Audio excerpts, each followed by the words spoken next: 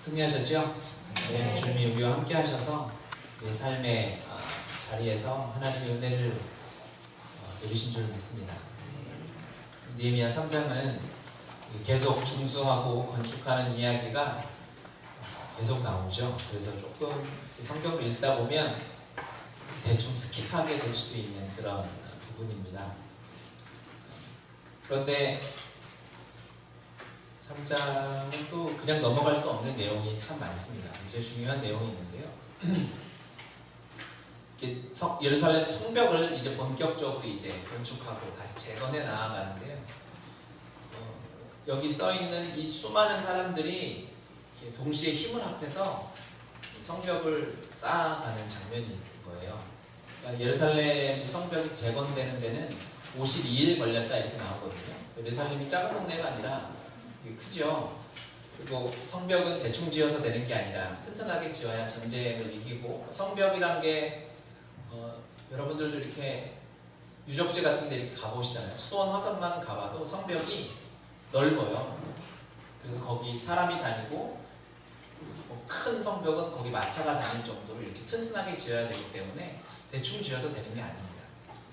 이 많은 일을 52일 동안 해야 하는 이유는 대적들이, 방해자들이 항상 기다리고 도사리고 숨어 있었기 때문에 그냥 세워라 내워라 해서 천천히 지어서 성벽이 재건되는 것이 아니라 마음을 다하여 합하여 전심으로 재건을 해야 이것이 쌓아질 수 있는 거예요. 그러니까 자기가 맡았던 부분들이 있잖아요.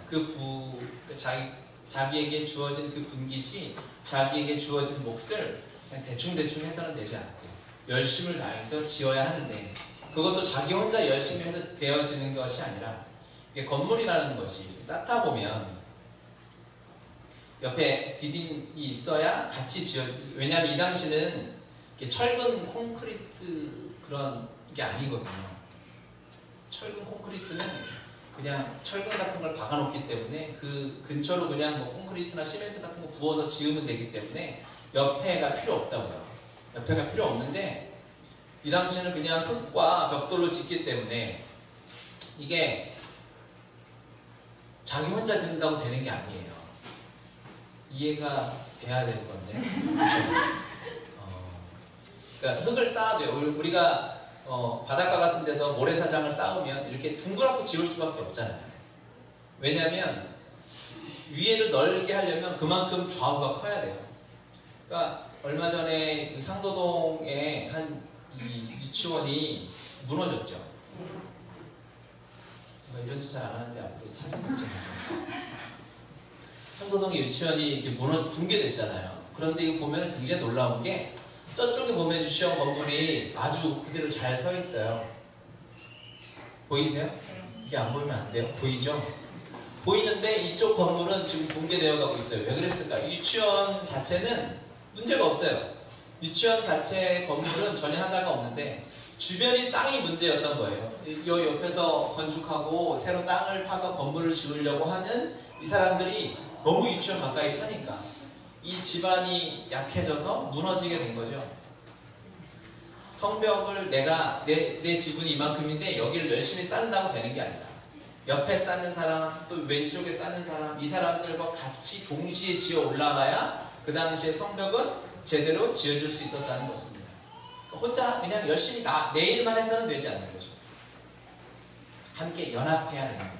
함께 마음을 합해서 한 비전에 사로잡혀서 동시에 느헤미야의 지시와 통제와 하나님의 비전에 사로잡혀서 그 일을 해야만 성벽 재건이 52일 만에 완벽하게 지어질 수 있었다는 것이죠. 동시에 지어지지 않으면 무너지게 되어져 있어요. 나 혼자 잘한다고 되지 않습니다. 내 건물은 전혀 문제가 없어도 옆에서 우리 건물 밑에 땅 파고 있으면 무너지는 거예요. 그래서 하나님이 이 성벽 재건, 예루살렘의 성벽을 재건하는데 이스라엘 사람들을 부르셨잖아요.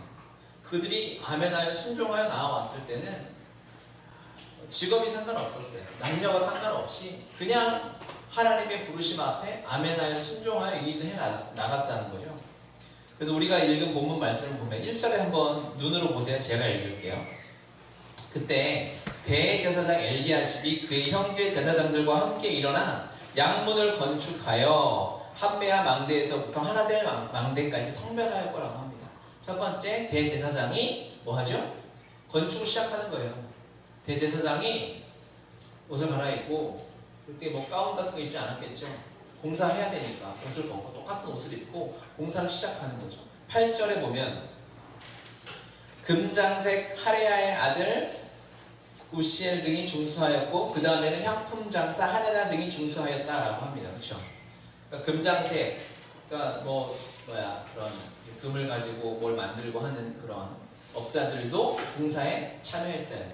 그리고 향품 장사꾼도 참여했고 9절에 보면 그 다음은 예루살렘 지방의 절반을 다스리는 후레의 아들 르비아가 중수하였고, 그러니까 이 사람은 예루살렘 지방의 절반을 다스리면 돈도 좀 있었을 거고 권력이 있었다고 해석될 수도 있죠.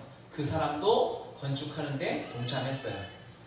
30절 한참 다음 장 넘어가 30절 보면 성 모퉁이 성루에서 양문까지는 금장색과 상인들이 중수하였느니라. 직업과 상관없어요. 직업과 상관없이 모든 사람이 이 비전과 부르심에 합하여 하나님의 나라를 세워가는 일에 동참했기 때문에 성벽이 재건될 수 있었다는 것이죠. 하나님의 나라는 이런 원리로 세워져 갑니다. 남녀도 상관없죠. 원래 힘이 자매님들도 세잖아요. 말도 세고, 그렇죠? 아멘하시기 바랍니다. 12절에 보면 그 다음은 예루살렘 지방 절반을 다스리는 할로스의 아들 살롬과 그의 딸들이 중수합니다. 자매들도 거기서 그냥 나는 힘이 없고 연약하니까 건축은 너희가 하고 난 그렇지 않았어요. 함께 했어요. 하나님의 부르심에 아멘한 사람들은 모든 사람이 함께해서 대단한 일이죠. 그 당시에는 지금과 문화가 다르니까.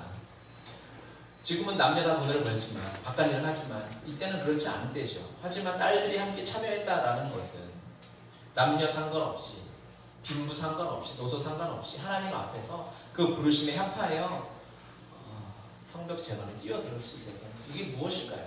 성벽 재건의 부르심은 존재가 부르심인 거예요. 이스라엘 백성이면 거기 뛰어들어야 되는 거죠. 하나님의 나라를 세워가야 하니까. 그렇죠? 우리가 하나님의 은혜를 받은 하나님의 백성이라면 이때 아멘이 들어가죠. 원래부터. 그렇죠? 아멘. 우리가 하나님의 백성이고 은혜를 받았다면 하나님의 나라를 세워가는 데는 따로 뭐 우리가 이걸 할래 말래 너 마음이 뜨거워졌냐 너 돈이냐 이걸 찾는 게 아니라 그렇죠? 그냥 내가 하나님의 자녀이고 하나님의 백성이면 하나님의 나라, 하나님의 교회, 하나님의 가정이 세워져 가는 데는 당연히 뛰어들어야 하는 거예요. 그렇죠?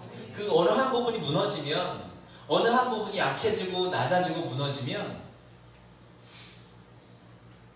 그 성벽은 제대로 지어줄 수 없겠죠.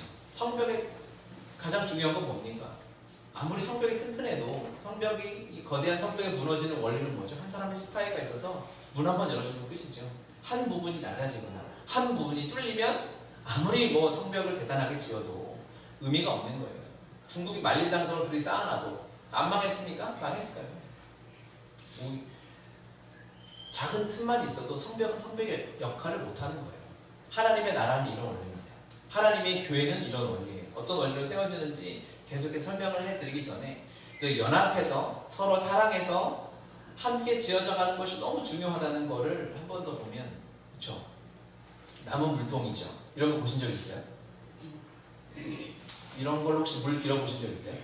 그 세대에는 아직 없는 것 같은데 이게 옛날에 물을 떴죠? 그런데 이거는 남은 물통을 했기 때문에 물은 저 위에까지 담을 수 있잖아요. 여기까지 담을 수 있잖아요. 그런데 나무가 하나가 다 괜찮은 정확한 높이의 나무인데 이게 하나가 여기까지면 물은 여기까지밖에 안 담기는 거예요.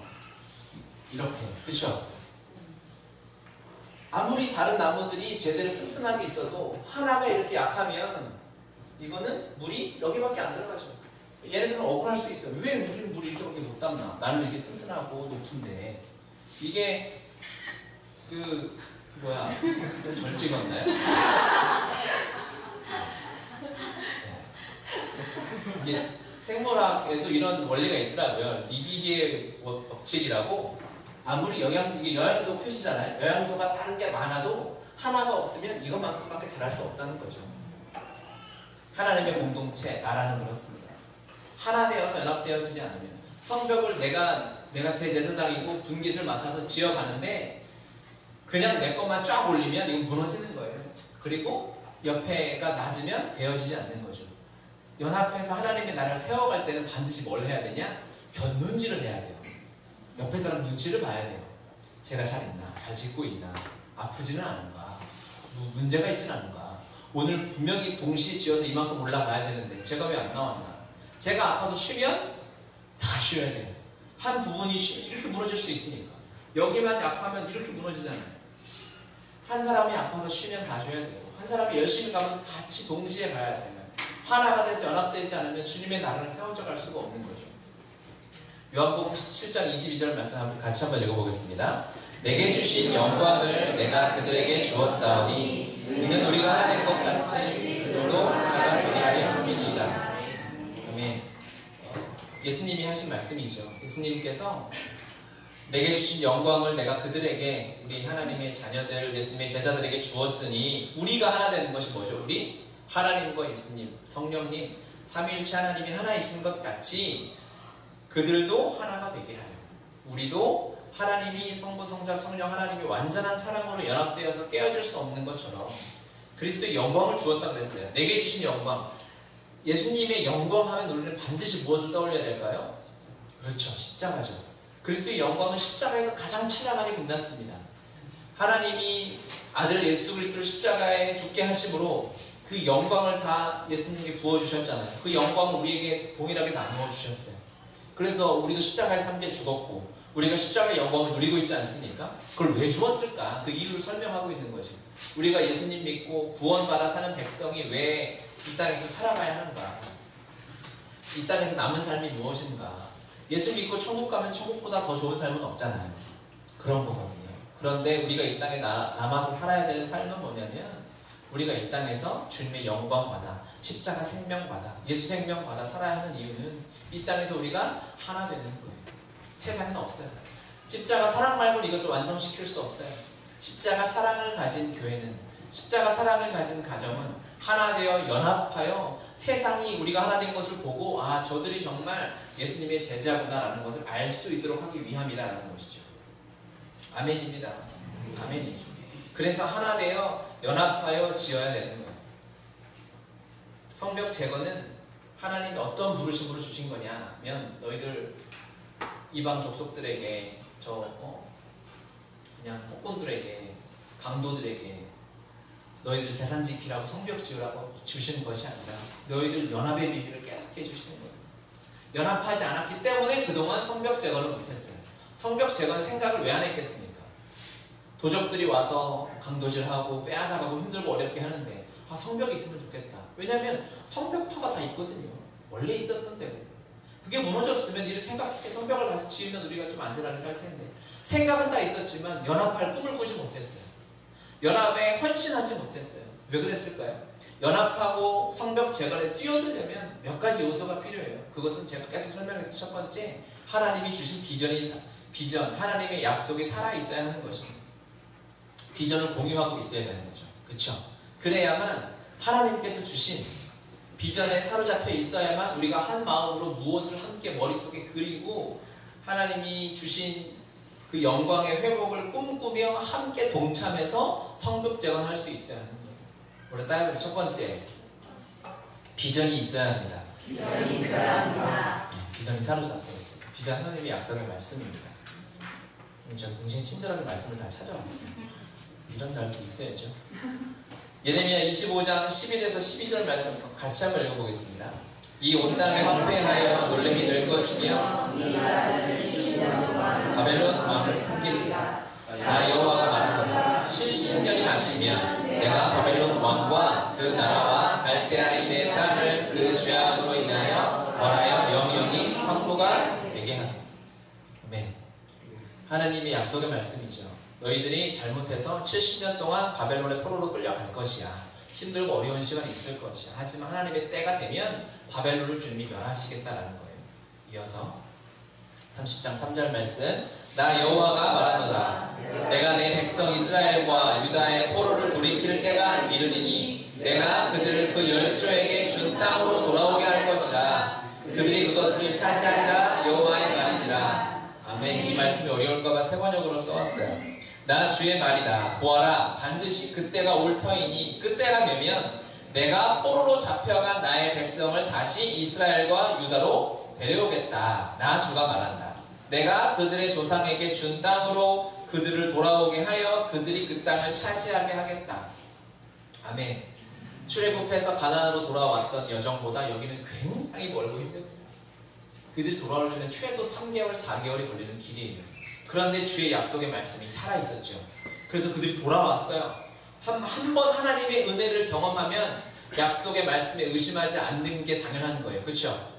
여러분, 하나님의 약속의 말씀을 믿으시죠? 네. 왜일까요? 하나님이 이미 약속하신 것을 내 삶에 이루신 게 분명히 있어요.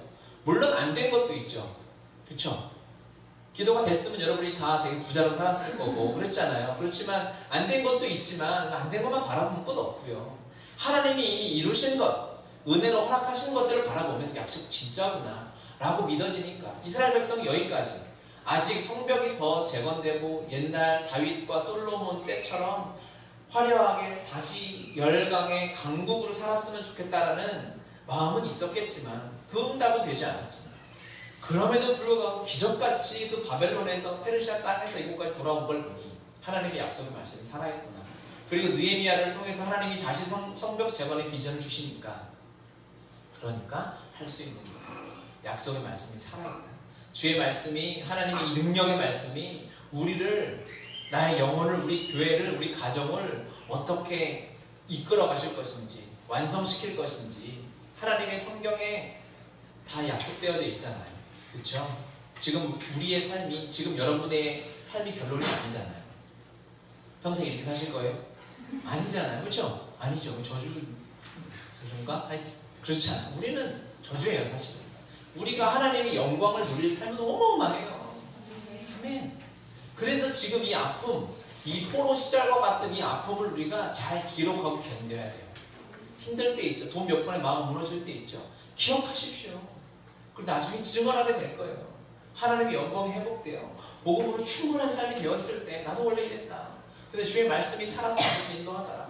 사람의 시선에 흔들리고 주변의 평판의 박수에 사람들의 평가에 마음 어려울 때 그때를 기억해야 하는 거예요. 성경에 그걸 다 기록해놨어요.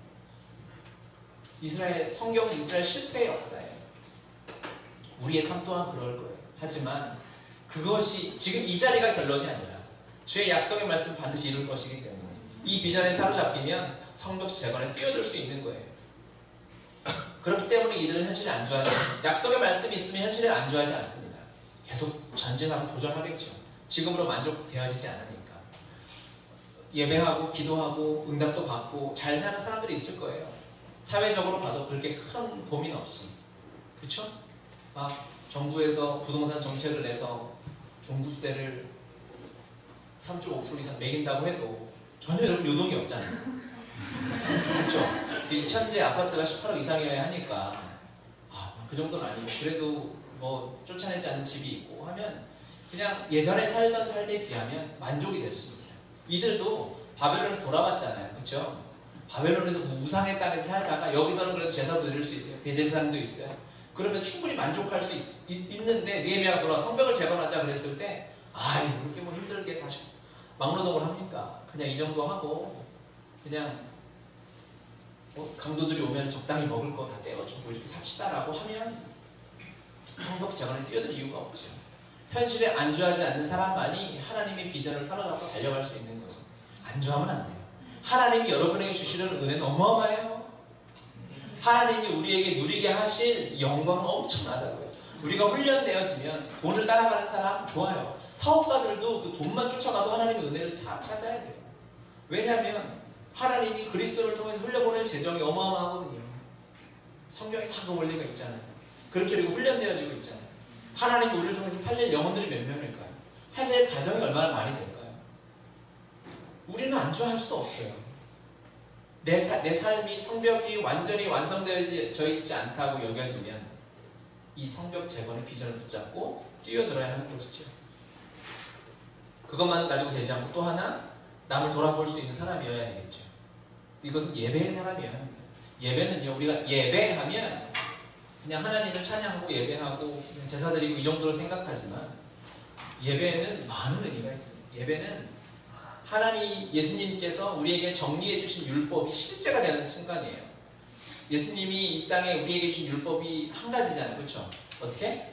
하나님을 사랑하고 똑같이 사람을 사랑해라. 이것이 주님이 우리에게 주신 걸 거예요. 성경에 이렇게 써 있어요. 그게 예배라고. 예배가 우리 하나님만 바라고 예배하고 끝나지 않아요. 성벽 재건을 옆 사람 곁눈질 하면서 옆집의 상황을 보면서 같이 해야 하듯이 예배의 속건제, 화목제는 정확하게 사람이 다 들어가 있죠. 속건제, 남에게 잘못을 저질렀을 때 내가 100만 원 손해를 입혔으면 120만 원을 갚고 나서 하나님께 제사에 하나님이 제사를 받으신다고 했고, 화목제 제물을 잡아서 온 마을 사람들이 함께 화목하게 먹지 않으면, 그래서 그 제물을 다 먹어버리지 않으면 제사가 하나님께 드려줄 수 없었던 것처럼 예배의 사람이어야만 하나님의 비전에 사로잡혀서 성벽 재건할 수 있는 거예요. 성벽 재건은 이기적인 사람, 나 혼자 잘 살고 우리 교회 잘 되고 내 가정 잘 되는 것만으로 절대로 되어지지 않습니다. 그렇게 되어지지 않아요. 하나님이 그렇게 하지 않습니다. 이 성벽 재건을 그래서 우리의 삶에 두 가지로 적용해 볼 수 있어요. 첫 번째는 공동체고 두 번째는 개인입니다. 공동체, 우리 교회이죠. 우리 교회는 공동체입니다. 그래서 우리 교회가 건강하고 바로 서려면, 우리 교회가 하나님이 주신 은혜를 물통 가득히 채우려면 어떻게 해야 될까요? 우리가 함께 믿음으로 성장해 가야 하는 거예요. 아멘이죠. 우리는 아니라고 착각할 수 있어요. 왜? 이 시대는 완전 개인주의 시대니까. 혼밥이고 차도 혼자 마시고 밥도 혼자 먹고 혼술하고 혼자 집에 살고 혼자 죽고 이런 시대잖아요. 혼자 많이 죽어요? 죽을 때 원래 혼자 죽나? 그러니까 골반에서 혼자 죽고 이러잖아요. 이래서 교회도 그렇다고 착각할 수 있어요. 교회는 당연히 우리가 하나님과 나와의 관계죠. 어디 성경에 거기서 끝나는 관계가 어디 있습니까? 하나님의 사랑만 받고 골방에서 혼자 죽어간 믿음의 사람이 어디 있어요? 하나님이 은혜를 왜 주시겠어요? 우린 주님은 충분하지만 우리를 통해서 하나님을 살리는 거 아니겠습니까? 교회는 공동체예요. 우리가 교회에서 은혜를 못 받는 사람이 있다면 왜 그럴까요? 우리 물통 높이가 수입 낮은 거예요. 그래서 돌아봐야 되는 거예요. 그래서 서로 살펴야 되는 거예요. 누가 아프면 기도해야 하는 것이고, 저 사람이 아픈데 저 사람의 아픔이 내 아픔이 되지 않으면 심각한 거죠. 이 지체니까. 교회는 한 몸이니까. 손톱이 아프면 안부일도 할 수 없잖아요. 그렇죠? 손톱이 아픈데 제 뇌는 건강하거든요. 이해 가세요? 손톱이 아프다고 뇌가 병들어가지고 내가 아무것도 못하는 게 아니라 지체는 이런 거라고. 교회가 이렇게 세워져 가야 한다는 것이죠. 내 사업은 잘 되고 우리 가족이 잘 사는 것이 중요하면 우리 공동체가 함께 그렇게 나아가는 것 또한 너무 중요한 겁니다. 아니, 오히려 더 중요할 수 있어요. 그래서 우리가 모임하고 나누고 서로 기도하는 일들을 쉬어서는 안 됩니다. 그것이 교회예요. 세상에 이런 일 없어요. 세상에는 이거 정신 나간 짓이에요. 다른 사람 생각하지도 않아요. 하지만 우리는 그렇게 하지 않아요. 여러분의 직장이 공동체라면 사람들은 그렇게 생각하지 않아도 우리는 그렇게 가야 되는 거예요. 가정 또한 공동체죠. 가정에 하나님의 은혜가 가득하려면 여러분 혼자 가서는 되지 않아요. 옆에 우리 가족 구성원들 누군가는 넘어져 있고 아파한다면 그 사람과 함께 손잡고 연합되어 나아가지 않으면 가정은 온전히 하나님 앞에 성벽이 재건될 수 없는 것입니다. 이 원리를 깨달으셨으면 좋겠어요. 누가 아프면 가족이 다 영향을 받아요. 그렇죠? 친척들도 마찬가지. 누가 하나 아프면, 누가 하나 돌아가시면 내 삶을 다 멈추고 장례식장 가야 되는 영향이 없을 수 없어요. 우리가 이것을 평소에는 굉장히 쉽게 생각하는데, 그리고 귀찮게 생각하는 경우가 있는데 그렇지 않습니다. 교회, 또 직장이나 하나님 허락해 주신 공동체, 가정, 이것을 어떻게 이게 완전히 세워져 가야 할 것인가 서로 돌아보지 않으면, 주님이 주신 이 그리스도의 영광을 그곳에서 함께 나눌 각오를 하고 십자가 생명을 그곳 함께 나누지 않으면 세워져 가지 않습니다. 물은 나는 잘 서 있어도 항상 발목이 찰랑찰랑 거릴 수밖에 없겠죠. 두 번째는 이것을 개인에 적용해 볼 수 있어요. 우리 개인의 신앙생활, 우리 한 사람 한 사람이 교회니까 여러분 한 분 한 분이 교회이시죠. 그렇기 때문에 여러분의 신앙도 물통이 가득 하나님의 은혜가 차야 됩니다. 그래야 다른 곳에 날르고 불이 나면 불을 끌 수도 있고 물이 필요하면 떠다 줄 수도 있는 거죠. 그런데 내가 영적으로 은혜가 부족하다고 생각되어질 때가 있어요. 왜 그럴까요? 기도를 열심히 하고 말씀을 많이 읽는데도 여전히 내 삶에 은혜가 많지 않은 것 같은 사람은 뭐냐면 다른 영역이 무너져 있는 거예요. 그리스도인은 기도 많이 하고 예배만 열심히 잘 드린다고 되어지는 것이 아니에요. 우리는 교회이기 때문에 내 삶의 첫 번째 말씀이 아침마다 하나님의 말씀을 묵상하고 성경을 통독하고 하는 삶이 내 삶의 첫 번째로 가득 채워져 있어야 되겠죠. 이 첫 번째 나무가 잘 서 있어야 되고, 두 번째 뭘까요? 기도예요. 말씀을 따라 기도하는 것, 내 삶의 시간을 잡아 기도하는 것. 제가 요즘에 거의 한 달 반 이상 기도해라만 얘기하고 있잖아요. 그래서 엄청 감동을 받았어요. 우리 지체 중에 한 자매님이 새벽 기도를 갔대요. 같이 사는 형제님이 그러더라고요. 걔는 새벽에 가래가 안 그런데 새벽에 집 앞에 교회 5시에 예배를 찾아서 새벽 예배 일주일에 한 번이나 한대요. 저 비웃으시는 거예요? 한 번도 못 갔으면서 비웃을 자격도 없으면서. 대단한 일인 거예요. 여러분, 기도를 세워가야 돼요. 그리스도인이 기도하지 않으면 아무 의미가 없는 거예요. 왜 사는 건지 모르겠어요. 기도밖에 없어요.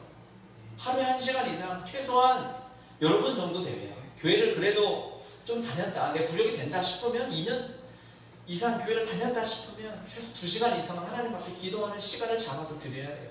시간이 길어요? 아니에요. 절대 길지 않아요. 2시간이면 여러분, 여기 있는 사람들 우리 함께 세워져 가잖아요. 교회잖아요. 여러분 교회죠? 그렇죠? 밥만 먹고 가는 데 아니잖아요. 교회니까 이 사람들 한 사람 한 사람 한 가정씩 위해서 기도하면 그 시간 금방 가요. 금방 가. 시간이 모자라.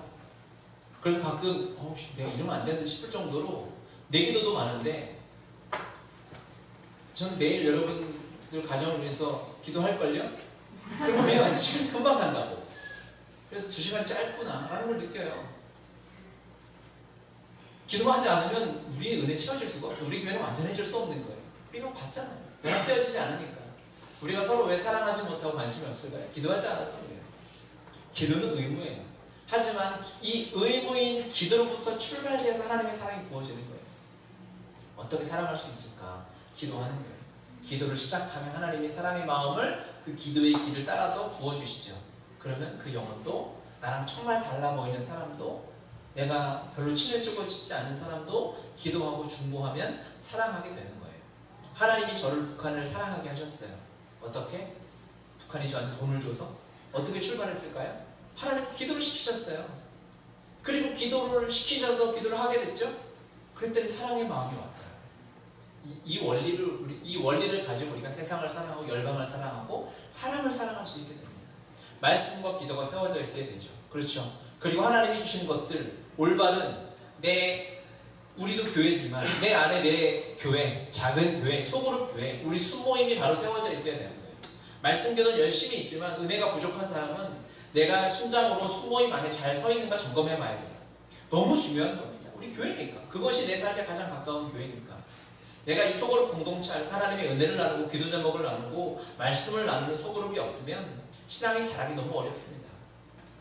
왜요? 예수님이 3년 반 동안 그 소그룹 교회만 하셨거든요. 12명의 제자를 데리고 다니면서 그것만 3년만 하셨어요. 왜 했을까요? 설교하기 위해서 돌아다니는데 혼자 다니면 외로우니까? 그거 아니겠죠. 제자 훈련을 하신 거죠. 그 소그룹 교회 안에서. 우리 순 안에, 우리 순모임 너무너무 중요한 거예요. 이게 말씀이 중요하고 기도가 중요하면 이것도 나무떼기 하나가 잘 서 있어야 그만큼 물이 채워지는 거죠. 그렇죠? 하나님의 사랑이 부어주는데도 또 잘못한 것이 있다면 하나님께 드리는 재정생활, 헌금을 제대로 하고 있는가? 11조가 온전히 드려지고 있는가? 내가 하나님이 주신 은혜를 제대로 구제하고 있는가? 여러분, 제가 말씀드린 이거는 선택이 아니에요. 돈 많이 벌면 구제하고, 이거 말도 안 되는 얘기입니다. 내 삶에 지금 이게 당연히 있어야 돼요. 이게 하나 무너져 있을 수 있어요. 그러면 내가 기도를 열심히 하는데 물이 안 차는 경우가 있어요. 이게 영적으로 굉장히 중요한 겁니다. 또는 내 삶의 경건 생활, 다른 어떠한 영역들, 내가 영혼을 품고 기도하는 것, 전도하지 못하는 것, 또 열방을 품고 선교하고 기도하는 마음이 없는 것, 이 나무 하나가 제대로 서 있어야 되는 거죠. 여러분, 성령께서 깨닫게 해주신 점검하십시오. 안 할 거예요? 네. 점검까지는 어려워요. 그냥 듣기만 할 거예요. 점검하세요. 여러분의 삶에 지금 어느 나무가 무너져 있어서, 어느 나무가 아주 낮아가지고 물이 안 차고 있는가? 이렇게 내 삶이 내가 교회라면 나도 이렇게 온전하게 한 영역 한 영역이 온전히 서 있어야 되는 거예요. 그래야 건강하게 하나님 앞에 우리 믿음으로 성장하고 하나님이 부어주신 은혜가 가득가득 채워지는 거죠. 그렇게 잘할 수 있어요. 그러면 이게 회복되어져야 되는데 우리가 아직 그 은혜를 내 삶 가득히 머리 끝까지 하나님의 은혜의 물을 채우지 못하고 있다면 하나님 회복시키시겠죠. 어떠한 원리로 하는지 우리 봅시다. 1절 같이 한번 다시 읽어보겠습니다. 그때 대제사장 엘리야십이 그의 형제 제사장들과 함께 일어나 양문을 건축하여 성별하고 문짝을 달고 또 성벽을 건축하여 함메아 망대에서부터 하나넬 망대까지 성별하였고 대제사장이 스타트를 하죠. 이제 스타트로 1번 타자로 성벽 재건을 시작하는 거 하나님 써놓으시는데 대제사장이 건축한 곳이 어디냐면 양문을 건축합니다. 그죠? 이렇게 문이 여러 가지 있어요. 이렇게 성벽을 하면 문이 있어야 되잖아요. 이 양문을 건축하는데 양문은 어떤 문이냐면 어떤 문일 것 같아요? 이 질문에 답이 있어요. 양문은 어떤 문일까요? 네? 문이 양쪽에 달렸을까요? 그렇게 너무 단순하게 생각하지 말고 성경을 보는데 성경이 양은 재물이죠, 그렇죠? 양, 재물이 들어다니는 문이에요. 성전에 누구 맞힌 사람 있어요? 오, 진짜? 혜인이 생일을 맞아서 문제도 맞죠. 양, 하나님께 드리는 제사에 드리는 재물이 다녔던 문이에요. 거기부터 세워가기 시작하는 거죠. 정확하게 답이 오죠. 하나님 우리에게 말씀하시죠. 예배부터 세워가는 거예요. 하나님께 드리는 제사부터 세워가는 거죠. 무너져 있다 어디부터 시작할 것인가? 우리가 주님께 드리는 예배가 지금 온전한가? 하나님께 드리는 예배에 내가 기대함이 있는가? 여러분 주일 예배에 대한 기대함이 있으세요? 있어야 돼요. 이거 없으면 문제인 거예요. 하나님이 일하시니까 제가 설교하는 게 아니라 찬양팀이 찬양하는 게 아니라 하나님이 일하시니까 하나님의 역사가 있는 거예요. 어제 순모임을 하는데 한 자매님이 나누더라고. 우리 복음 순장학교 했잖아요. 거기 참석했던 자매님인데 순장학교 끝나고 순모임을 한 2달 동안 안 했어요. 제가 성경 갔다 오고 여러 사역이 있어서 그래서 2달 동안 뭐 할 수 없어서 이제 한 지체를 데리고 자기가 하나님이 이제 저를 통해서 복음 순장학교 때 깨닫게 해주신 이 총체적인 복음을 2달 동안 나눴대요. 토요일마다 하나 불러가지고 너 시간 있지? 들어라. 그래서 이렇게 나눠. 그분이 다니는 교회 예배가 그 2달 동안 엄청 많다는 거예요. 토요일날 복음을 나누고 전하고 예배를 드니까 예배가 살아서 하나님의 놀라운 성령을 매 예배 순간마다 경험했다는 거죠. 준비한 예배 똑같아요. 우리의 마음과 하나님을 향한 물론 제가 그렇다고 예배를 대충 준비하는데 니는 은혜 못 받으면 니는 책임은 저도 마음을 다해서 준비는 하죠. 하는데 중요한 건 여러분이 예배를 기대하고 준비하는 태도라는 거예요. 주일 예배가 중요한가요? 우리 예배 중요해요? 왜 중요해요? 이 예배가 전부기 때문에 그래요. 심하게 과격하게 얘기해서 우리 일주일은 이 예배를 잘 드리려고 사는 거예요. 그리스도인이 할 수 있는 가장 영광스러운 행위가 뭘까요? 내가 1시간 뒤에 죽어요. 그럼 우리 뭐 해야 될까요? 예배해야 해요. 예배하는 것만큼 하나님 앞에 드릴 수 있는 영광은 없어요. 그렇죠? 천국 가서 영원히 할 건데 이 땅에서 우리가 살기 1시간 남았다 10분 남았다 하면 그리스도인이 아니 사람이 이 땅에 태어나서 예수님 믿고 그리스도인이 돼서 할 수 있는 가장 영광스러운 행위는 예배입니다. 이 주일 예배부터 여러분 회복하셔야 돼요. 주일 예배 회복을 위해서 한 주간을 잘 사는 거예요. 주일 예배를 잘 드리기 위한 목적을 가지고 아침에 말씀 묵상을 잘 하십시오. 그 은혜가 선순환이 돼요. 예배를 기대하셔야 돼요. 예배를 우리가 하나님 앞에 중보하고 기도해야 해요. 다 동의하세요? 네. 반대. 나는 그렇게까지는 안 한다. 반대. 있으시면 지금 거수해 주십시오. 없죠? 없기 때문에 이제 우리가 더 예배를 잘 준비해야 되겠다는 마음을 주셨어요. 괜찮죠? 네. 그래서 예배를 섬기는 모든 사람이 주일 예배를 어떻게 준비할까요? 주일 예배를 잘 준비해야 되는데 잘 준비해야지 막 주먹을 쥐고 마음을 막 이렇게 해가지고 되는 게 아니라 주일 예배는 기도를 준비하는 거죠. 기도를 준비해야 돼요. 그래서 기도를 해야 되겠다는 마음을 너무 강하게 주셨어요. 그래서 모든 사람이 이제 주일 예배가 10시 반이잖아요. 2시간 전에 나와서 예배를 위해 기도해야 되겠다. 라는 마음을 주셨는데 제가 너무 또 착하고 아직 막 여러분 눈치를 보고 하니까 모든 사람에게 할 수 없고 예배를 섬기는 사람들, 예배 담당자들은 8시 반에 나와서 1시간 정도로 우리가 기도를 준비하고 예배를 준비하고 섬기러 부르셨으니까 그리고 오는 사람들과 함께 예배해야 되겠다 라는 마음을 주셨는데 이게 너무 이단적이고 이런 것을 거수. 이게 이단이다. 이렇게 하지 않을 수 없다. 너무 과하다. 거수 없죠. 그렇게 이제 명절 지나고 10월부터 하겠습니다. 예배를 준비하셔야 됩니다. 이 태도를 우리가 훈련하는 거죠. 그리고 10절 말씀 한번 읽어볼까요? 10절. 그 다음은 하루마의 아들 여디아가 자기 집과 마주대한 곳을 중수하였고 그 다음은 하삼리아의 아들 핫두스가 중수하였고 23절로 봅시다. 23절. 그 다음은 베냐민과 핫숲이 자기 집 맞은편 부분을 중수하였고 그 다음은 아네냐의 손자 나아세아의 아들 아사리아가 자기 집에서 가까운 부분을 중수하였고 28절.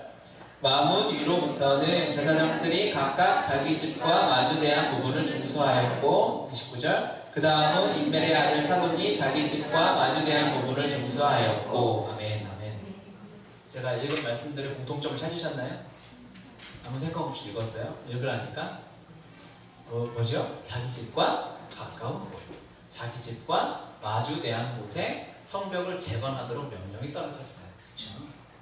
예배를 회복하되 우리에게 주신 가장 가까운 곳, 교회 주일 예배, 오케이. 여러분의 가정이 회복되는 것, 우리 집과 가까운 곳, 그곳에서 예배와 은혜가 회복돼야 돼요. 가정이 교회가 되네요. 가정은 하나님이 교회 세우시려고 결혼시키신 거예요. 왜 아멘 안 해요? 결혼한 사람들 아멘 해야죠. 하나님 교회가 너무 필요한데 이렇게 건물 렌트해가지고 이게 하는 게 너무 에너지 많이 들잖아요. 그러니까 결혼하는 김에 교회 해라 해가지고 하나님이 이 땅에 교회가 너무 중요하거든요. 교회가 있어야 주님이 다시 오시니까 에클레시아 이 교회에 신랑 되신 그리스도를 맞이하는 그 생명을 하나님이 교회에 주셨거든요. 그 사명을 교회에 주셨거든요. 그래서 가정이거든요. 그래서 자기 집과 마주하는 곳, 자기 집과 가까운 곳에 가정이 먼저 하나님의 성벽을 세워가는 교회가 되어야 된다라는 것이죠. 가정의 회복을 기도해야 합니다. 가정의 회복을 꿈꿔야 돼요. 어떻게? 말씀을 붙잡고 성경 말씀에 하나님이 가정을 어떻게 보셨는가를 보면 하나님이 에베소서 5장 6장에 가정의 연합을 어떻게 보셨는가 보면 완전한 연합을 꿈꾸셨습니다.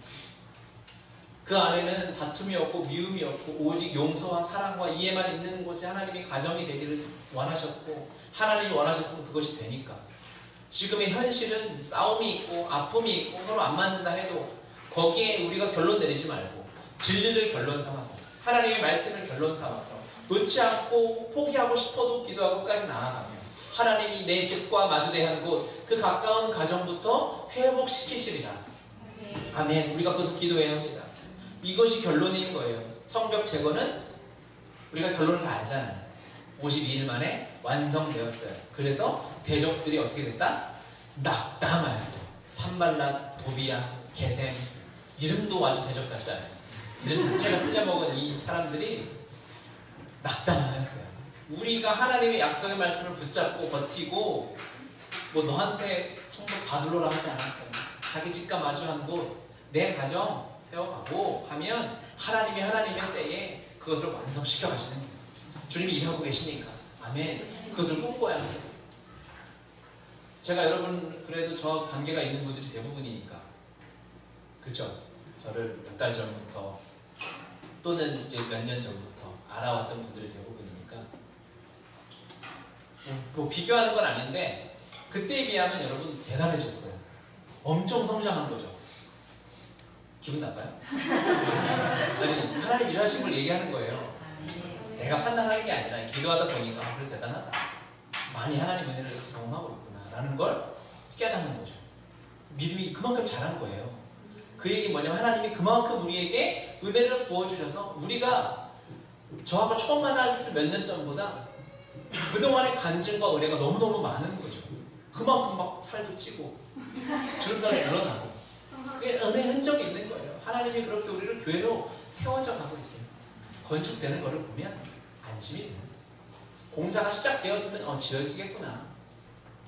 그 나라 전체가 굳어나서 망하지 않는 이상 하나님의 성전 공사는 끝나지 않은 줄 믿습니다. 하나님 우리 그렇게 완전한 교회로 여러분의 가정을 그렇게 완전한 교회를 세워가실 줄 믿습니다. 그래서 가정마다 이 나무 물통이 가득 차서 은혜가 흐르고 흘러서 막 옆집에 막 퍼다주고 우리 교회 하나님 은혜가 가득해서 이 죽어가는 영혼들, 이 땅의 한국교회, 이 안타까운 영혼들 안에 십자가 복음의 능력이 하나님의 영광이 흘러가게 될 줄 믿습니다. 꿈꿉시다. 우리 기도합시다. 하나님의 마음을 꿈꾸며 우리 찬양하며 같이 기도하겠습니다.